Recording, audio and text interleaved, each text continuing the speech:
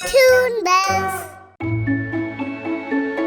અરે વાહ પપ્પા, આ ગુફાની અંદર તો કેટલો સુંદર પ્રકાશ ફેલાયેલો છે. ચાલો ને તેની અંદર જઈએ. આમ કહી છોટું હાથી આગળ ગયો, પણ તે પેલી સોનેરી દિવાલ જોડે અથડાઈને પાછો પોતાની જગ્યાએ આવી ગયો. અરે આ શું પપ્પા? બેટા, આની અંદર કોઈ નથી જઈ શકતું. ઓહ, જો કોઈ આની અંદર નથી જઈ શકતું તો આ ગુફા શેના માટે છે? રામો હાથી તેના બચ્ચા છોટું હાથીની સાથે જંગલમાં ફરતો હતો. પપ્પા, તમે મને ક્યાં લઈ જાઓ છો? મને પણ કોઈ કોને? બેટા, હું તને જ્યાં લઈ જાઉં છું ને, તું ત્યાં પહોંચીને પ્રશ્ન કરજે. એ જ સમયે એક શિકારી આ બંનેની ઉપર નજર રાખતો હતો. અરે વાહ, હાથી તો મોટો છે, એના દાંતના બજારમાં બહુ દામ મળશે. આમ કહેતા તેના ચહેરા પર રાક્ષસી હાસ્ય આવી ગયું.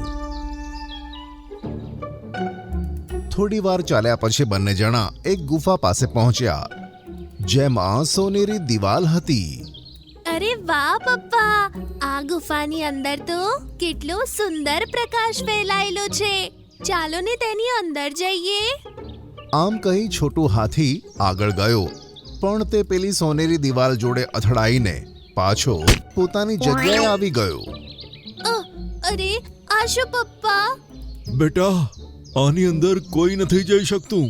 ઓહ, જો કોઈ આની અંદર નથી જઈ શકતું તો આ ગુફા શેના માટે છે?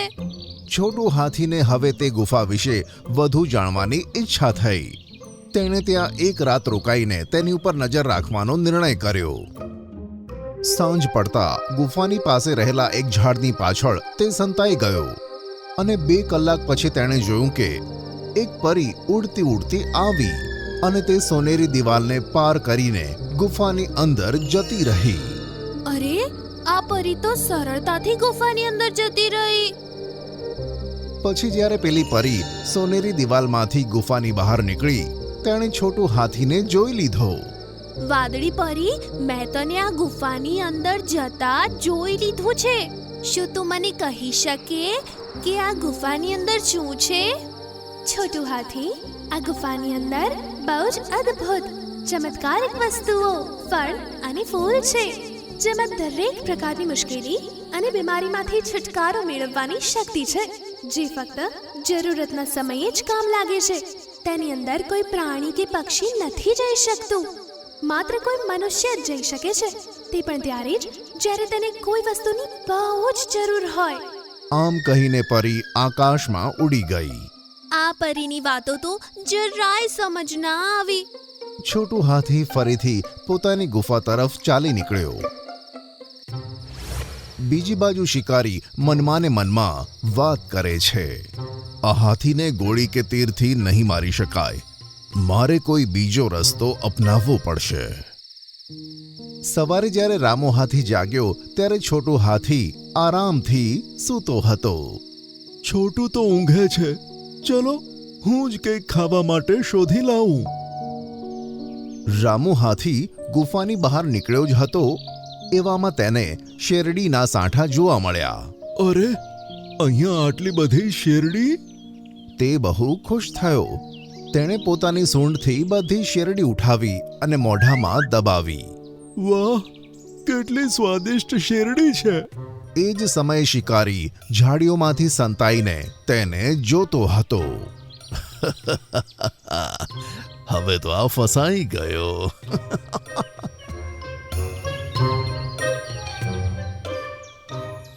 શેરડી ખાધા પછી રામો હાથી ખરાબ રીતે ચીસો પાડવા લાગ્યો. બહુ દુખાઈ રહ્યું છે. તેનો અવાજ સાંભળી છોટો હાથી ઊંઘમાંથી જાગ્યો અને તરત તેના પિતા પાસે પહોંચી ગયો અને બીજા જાનવરો પણ ત્યાં પહોંચી ગયા. શું થયું તને, રામુ હાથી? હા પપ્પા, શું થયું તમને? કેમ આવી બૂમો પાડો છો? હવે આવશે મજા. રામુ હાથીના મર્યા પછી બંને દાંત હું નીકાળી લઈશ અને તેને બજારમાં વેચીને બહુ જ પૈસા કમાઈશ. ખબર નહીં, મારા શરીરમાં બહુ જ દર્દ થઈ રહ્યો છે. પેટમાં પણ બહુ કરંટ જેવું લાગે છે. આહ! અને છોટું હાથી ખૂબ જ રડવા લાગ્યો. પપ્પા, જો તમને કંઈ પણ થયું તો હું જીવતો નહીં રહું.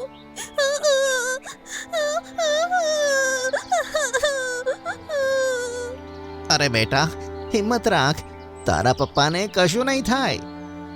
જ્યાં સુધી મારા પપ્પા સરખા નહીં થાય ત્યાં સુધી હું રોતો રહીશ. પહેલા મમ્મી મને છોડીને જતી રહી, હવે પપ્પા મને છોડીને જશે તો મારું શું થશે? આ સાંભળી અચાનક શિકારીને આવેલી ખુશી ગાયબ થઈ અને તેને ખૂબ જ પછતાવો થવા લાગ્યો. આ મેં શું કર્યું? મારા ફાયદા માટે એક જાનવરની જાનને ખતરામાં નાખી. હે ભગવાન, આ મારાથી શું થઈ ગયું? એમ કહીને શિકારી બધાની સામે આવી ગયો અને બધા જાનવર તેને ત્યાં જોઈને ચોંકી ગયા. દુષ્ટ શિકારી તો અહીંયા? રામુ હાથી જોડે જે પણ થાય છે એ બધું તે તો નથી કર્યું ને? હા, અમે જ કર્યું છે.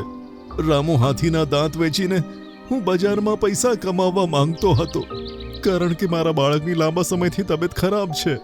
એના ઈલાજ માટે જ હું આ કરતો હતો. પણ હવે મારી ભૂલ ઉપર પછતાવો છે. રામુ હાથીના બાળકને રડતા જોઈને મને મારું બાળક યાદ આવી ગયું. તેની પણ માં નથી. એની માં વગર એ જિંદગી ગુજારી રહ્યો છે. મેં છોટું હાથીને રડતા જોયો ને તો એમાં મારા બાળકનો ચહેરો મને જોવા મળ્યો. મને કંઈક થશે ને તો તે આમ જ રડશે. અનાથ થવાનો ડર જે આના આંખોમાં દેખાય છે ને એની આંખોમાં પણ જોવા મળશે. શિકારી અંકલ, તમે જલ્દી મારા પપ્પાને સરખા કરી દો. તમારી પાસે તેમને સરખા કરવા માટે દવા હશે ને?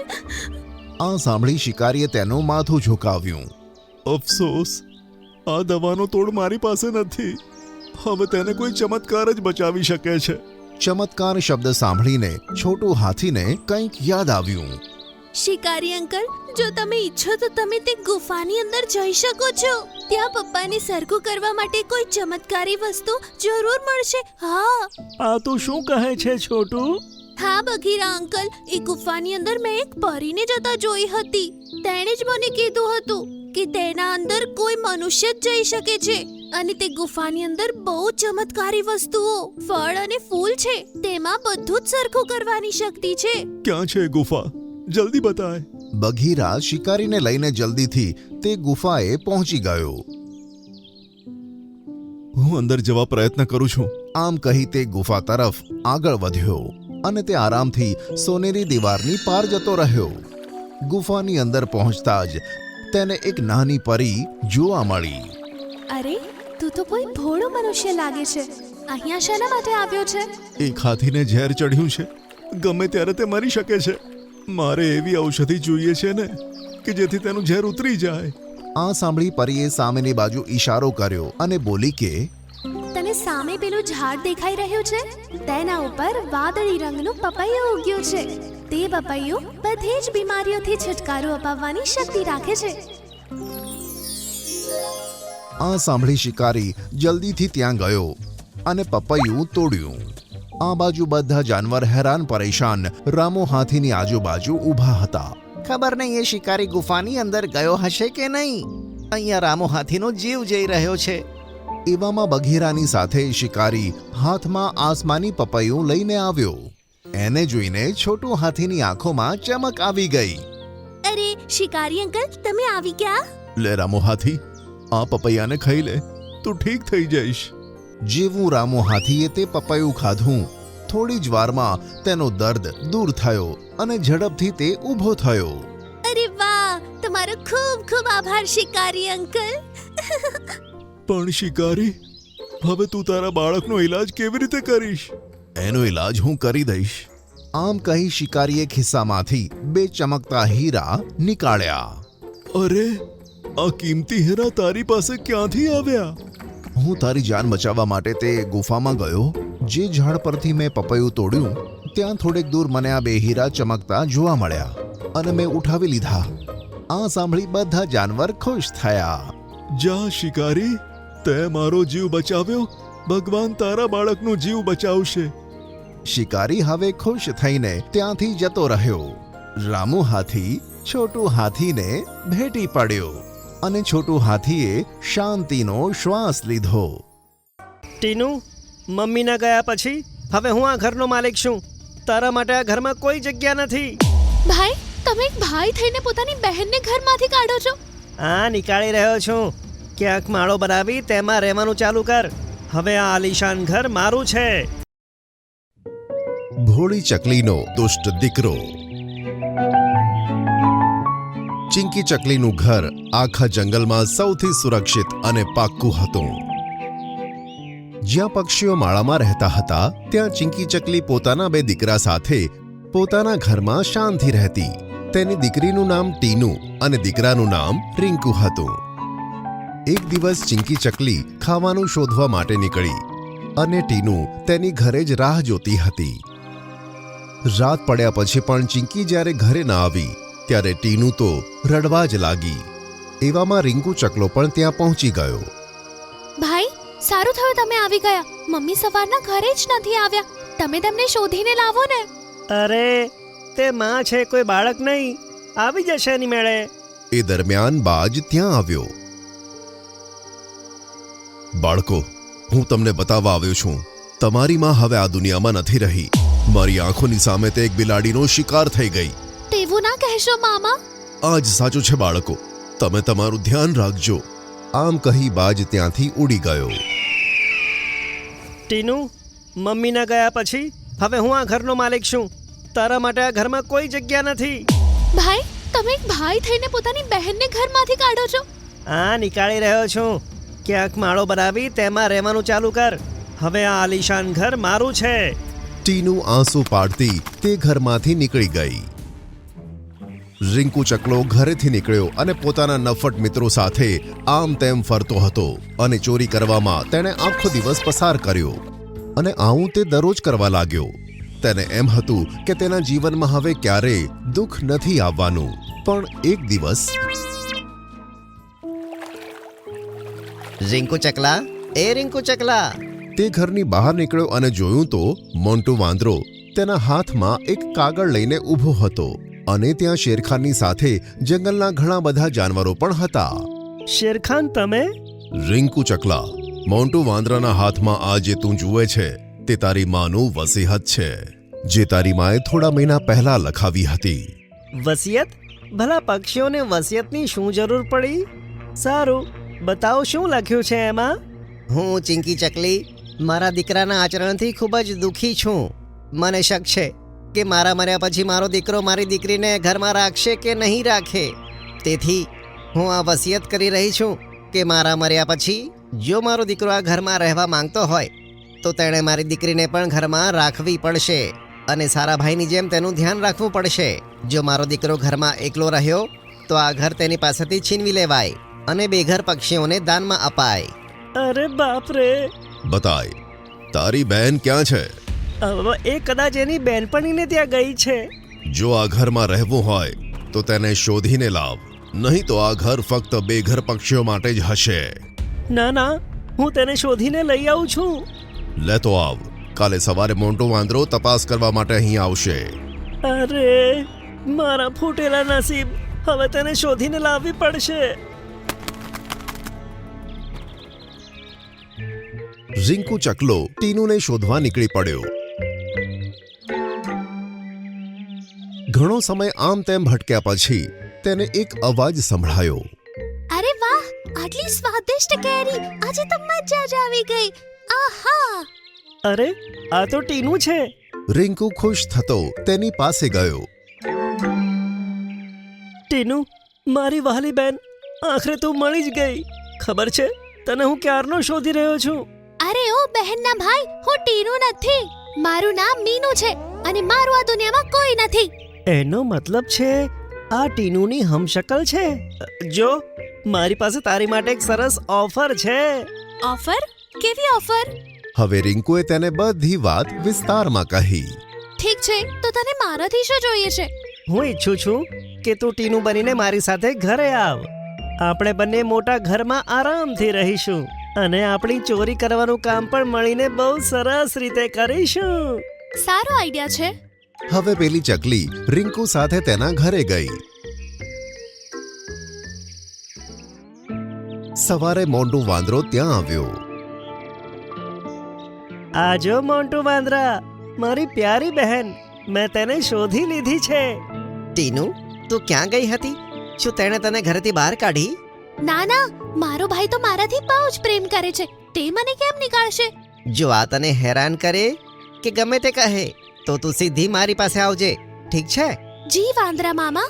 આ સાંભળી મોન્ટુ વાંદરો ત્યાંથી ગયો અને મીનુએ રિંકુને કહ્યું કે જાઓ ભાઈ, મારા માટે ખાવાનું લઈને આવો, બહુ જ ભૂખ લાગી છે. અરે તો તું જાને, હું શું કામ જાઉં? જો હું અહીંયા તારી બહેન બનીને આવી છું.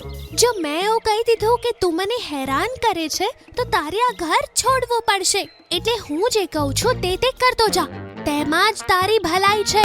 હવે રિંકુ જ મીનુ માટે ખાવાનું શોધીને લાવતો હતો અને તે બસ ઘરમાં આરામથી રહેતી. રાત્રે પણ તે ગમે ત્યારે જાગી જતી અને રિંકુ પાસે ખાવાનું માંગતી. આમ દિવસ અને રાત તેણે રિંકુને હેરાન કરી નાખ્યો.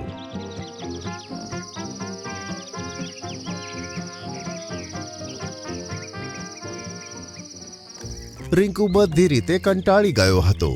હું તને એટલા માટે લાવ્યો હતો કે તારી અને મારી જિંદગી સુધરી જાય. આપણે બંને મળીને ચોરી કરીએ અને આ મોટા ઘરમાં આરામથી રહીએ. પણ તે મારી સાથે દગો કર્યો છે. હા, આપ્યો છે દગો, પણ તેમાં તને કેમ ખોટું લાગે છે? તે પણ આજ સુધી દગો જ આપ્યો છે ને? જ્યારે તારી માતા જીવતી હતી ત્યારે પણ તું દગો જ આપતો હતો ને? જ્યારે તે મરી ગયા ત્યારે તે તારી બહેનને ઘરમાંથી કાઢી મૂકી, જ્યારે તારે તેનો સહારો બનવાનું હતું. હા, તું સાચું કહે છે. મારી બહેન તો મને બહુ પ્રેમ કરતી હતી.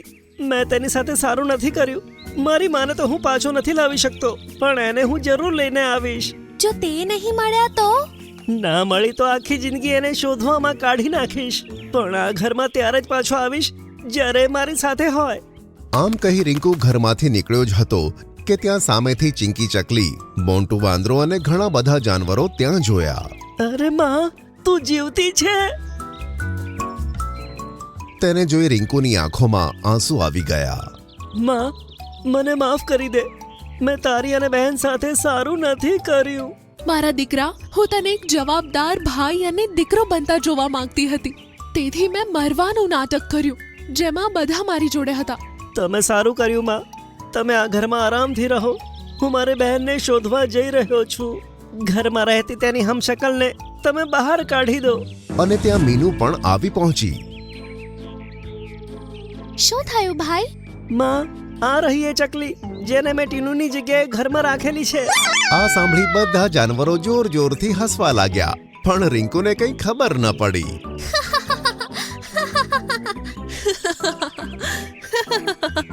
શું થયું માં? તમે બધા મારી ઉપર આમ કેમ હસી રહ્યા છો? રિંકુ બેટા, તે જ્યારે તેને ઘરમાંથી કાઢી મૂકી હતી ત્યારે મેં તેને આ ટ્રીક શીખવાડી હતી.